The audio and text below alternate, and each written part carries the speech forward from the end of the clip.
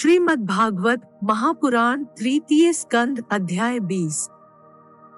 श्रीमद्भागवत महापुराण तृतीय स्कंद विंश अध्याय है। ब्रह्मा जी की रची हुई अनेक प्रकार की सृष्टि का वर्णन।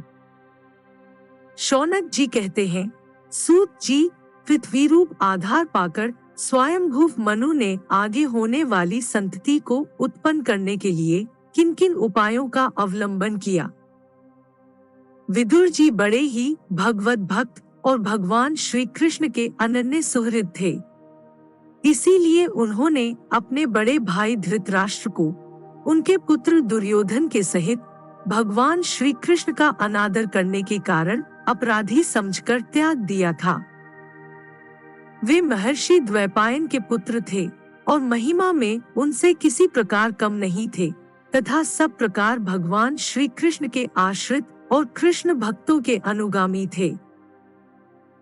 तीर्थ सेवन से उनका अंतःकरण और भी शुद्ध हो गया था।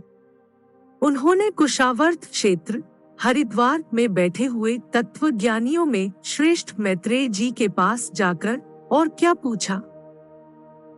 सूत जी, उन दोनों में वार्तालाप होने पर श्रीहरि के चरणों से संबंध रखने वाली बड़ी पवित्र कथाएं हुई होंगी, जो उन्हीं चरणों से निकले हुए गंगाजल के समान संपूर्ण पापों का नाश करने वाली होंगी। सूत जी, आपका मंगल हो। आप हमें भगवान की वे पवित्र कथाएं सुनाइए। प्रभु के उदार चरित्र तो कीर्तन करने योग्य होते हैं। भला ऐसा कौन रसिक होगा जो श्रीहरि के लीलामृत का पान करते करते तृप्त हो जाए। नैमिषारण्य वासी मुनियों के इस प्रकार पूछने पर उग्रश्रवा सूत जी ने भगवान में चित्त लगाकर उनसे कहा, सुनिए। सूत जी ने कहा, मुनिगण, अपनी माया से वराह रूप धारण करने वाले श्रीहरि की रसातल से पृथ्वी को निकालने और खेल में ही तिरस्कार पूर्वक हिरण्याक्ष को मार डालने की लीला सुनकर विदुर जी को बड़ा आनंद हुआ और उन्होंने मुनिवर मैत्रेय जी से कहा।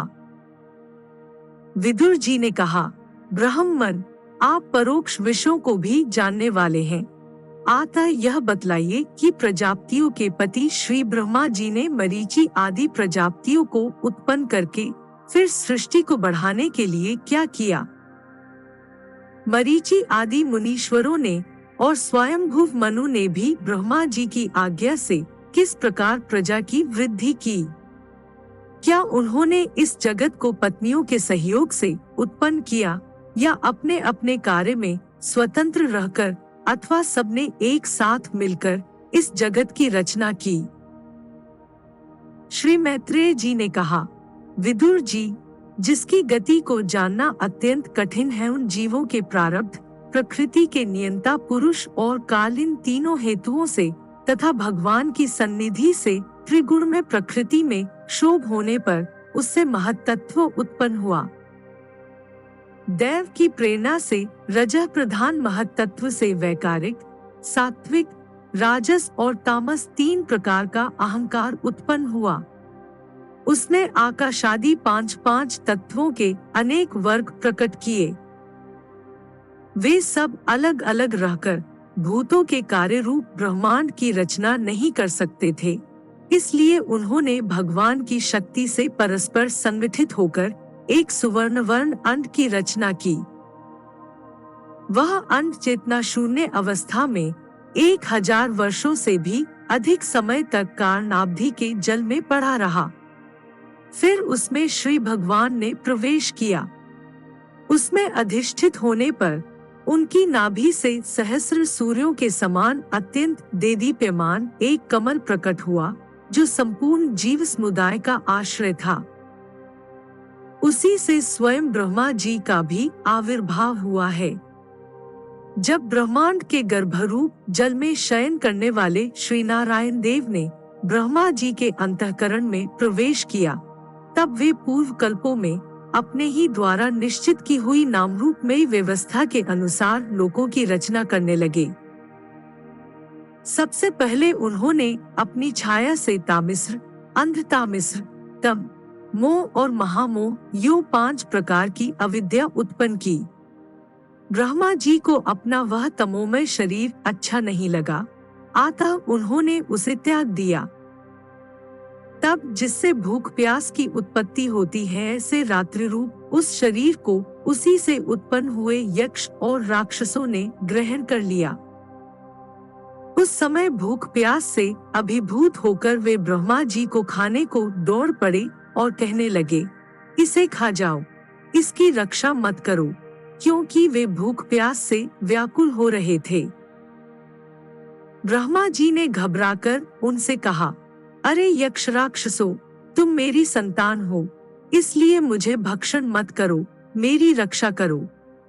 उनमें से जिन्होंने कहा खा जाओ, वे यक्ष हुए, और जिन्होंने कहा रक्षा मत करो, वे राक्षस कहलाए। फिर ब्रह्मा जी ने सात्विक प्रभा से देदीप्यमान होकर मुख्य मुख्य देवताओं की रचना की। उन्होंने क्रीड़ा करते हुए ब्रह्मा जी के त्यागने पर उनका वह दिन रूप प्रकाश में शरीर ग्रहण कर लिया। इसके पश्चात ब्रह्मा जी ने अपने जघन्देश से कामासक्त असुरों को उत्पन्न किया। वे अत्यंत कामलोलुप होने के कारण उत्पन्न होते ही मैथुन के लिए ब्रह्मा जी की ओर चले। यह देखकर पहले तो वे हंसे, किंतु फिर उन निर्लज्ज असुरों को अपने पीछे लगा देख भयभीत और क्रोधित होकर बड़े जोर से भागे। तब उन्होंने भक्तों पर कृपा करने के लिए उनकी भावना के अनुसार दर्शन देने वाले शरणागत वत्सल वरदायक श्रीहरि के पास जाकर कहा, परमात्मन, मेरी रक्षा कीजिए। मैंने तो आपकी ही आज्ञा से प्रजा उत्पन्न की थी, किंतु यह तो पाप में प्रवृत्त होकर मुझको ही तंग करने चली है। नाथ, एकमात्र आप ही दुहखी जीवों का दुहक दूर करने वाले हैं, और जो आपकी चरण शरण में नहीं आते, उन्हें दुहक देने वाले भी एकमात्र आप ही हैं। प्रभु तो प्रत्यक्षवत सबके हृदय की जानने वाले हैं। उन्होंने ब्रह्मा जी की आतुरता देखकर कहा, तुम अपने इस कामकलुषित शरीर को त्याग दो। भगवान के यूं कहते ही उन्होंने वह शरीर भी छोड़ दिया। ब्रह्मा जी का छोड़ा हुआ वह शरीर एक सुंदरी स्त्री संध्या देवी के रूप में परिणत हो गया। उसके चरणकमलों के पायजेब झंकृत हो रहे थे, उसकी आंखें मतवाली हो रही थी और कमर करधनी की लड़ों से सुशोभित सजीली साड़ी से ढकी हुई थी। उसके उभरे हुए स्तन इस प्रकार एक दूसरे से सटे हुए थे कि उनके बीच में कोई अंतर ही नहीं रह गया था। उसकी नासिका और दंतावली बड़ी ही सुघड़ थी तथा वह मधुर मधुर मुस्कुराती हुई असुरों की ओर हाव भावपूर्ण दृष्टि से देख रही थी। वह नीली नीली अलकावली से सुशोभित सुकुमारी मानो लज्जा के मारे अपने अंचल में ही सिमटी जाती थी। विदुर जी उस सुंदरी को देखकर सबके सब असुर मोहित हो गए। अहो, इसका कैसा विचित्र रूप, कैसा अलौकिक धैर्य और कैसी नई अवस्था है। देखो, हम काम पीड़ितों के बीच में यह कैसी बेपरवाही विचर रही है। इस प्रकार उन कुबुद्धि दैत्यों ने स्त्री रूपिणी संध्या के विषय में तरह तरह के तर्क वितर्क करके फिर उसका बहुत आदर करते हुए प्रेम पूर्वक पूछा, सुंदरी, तुम कौन हो और किसकी पुत्री हो? भामिनी, यहाँ तुम्हारे आने का क्या प्रयोजन है? तुम अपने अनूप रूप का यह बेमोल सौदा दिखाकर हम अभागों को क्यों तरसा रही हो? अबले तुम कोई भी क्यों न हो, हमें तुम्हारा दर्शन हुआ है, बड़े सौभाग्य की बात है।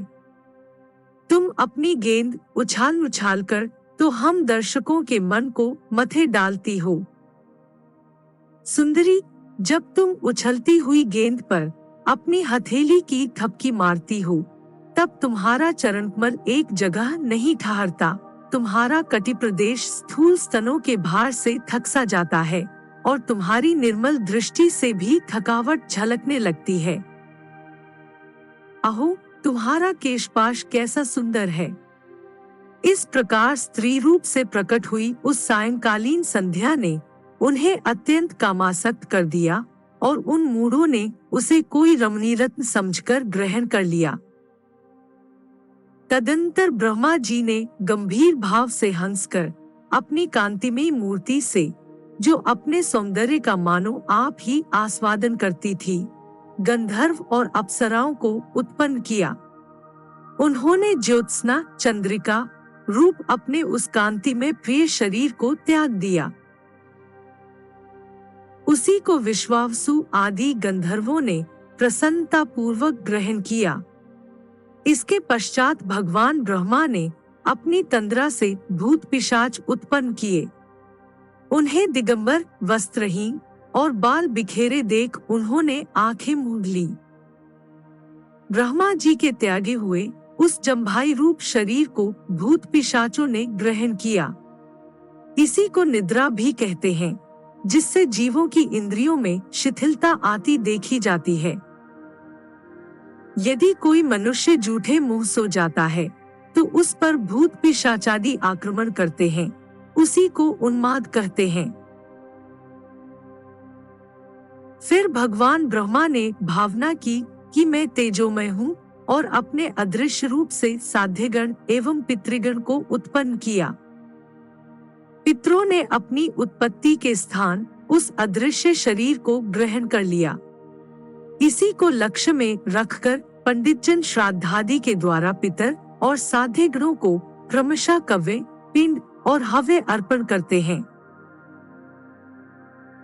अपनी तिरोधान शक्ति से ब्रह्मा जी ने सिद्ध और विद्याधरों की सृष्टि की और उन्हें अपना वह अंतर्धान नामक अद्भुत शरीर दिया। एक बार ब्रह्मा जी ने अपना प्रतिबिंब देखा, तब अपने को बहुत सुंदर मानकर उस प्रतिबिंब से किन्नर और किमपुरुष उत्पन्न किए। उन्होंने ब्रह्मा जी के त्याग देने पर उनका वह प्रतिबिंब शरीर ग्रहण किया। इसीलिए ये सब उषःकाल में अपनी पत्नियों के साथ मिलकर ब्रह्मा जी के गुणकर्मादि का गान किया करते हैं। एक बार ब्रह्मा जी सृष्टि की वृद्धि न होने के कारण बहुत चिंतित होकर हाथ पैर आदि अवयवों को फैलाकर लेट गए और फिर क्रोधवश उस भोगमय शरीर को त्याग दिया।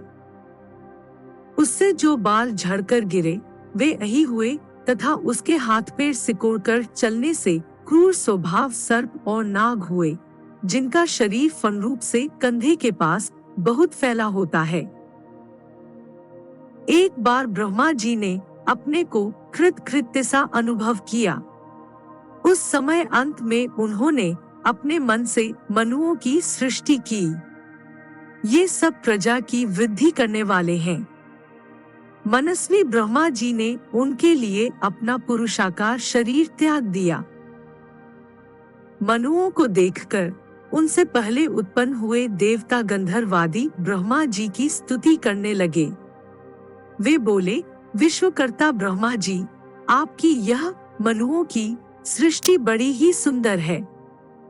इसमें अग्निहोत्र आदि सभी कर्म प्रतिष्ठित हैं। इसकी सहायता से हम भी अपना अन्न हविर्भाग ग्रहण कर सकेंगे। फिर आदि ऋषि ब्रह्मा जी ने इंद्रिय संयम पूर्वक तप, विद्या, योग और समाधि से संपन्न हो अपनी प्रिय संतान ऋषिगण की रचना की और उनमें से प्रत्येक को अपने समाधि, योग, ऐश्वर्य, तप, विद्या और वैराग्यमय शरीर का अंश दिया।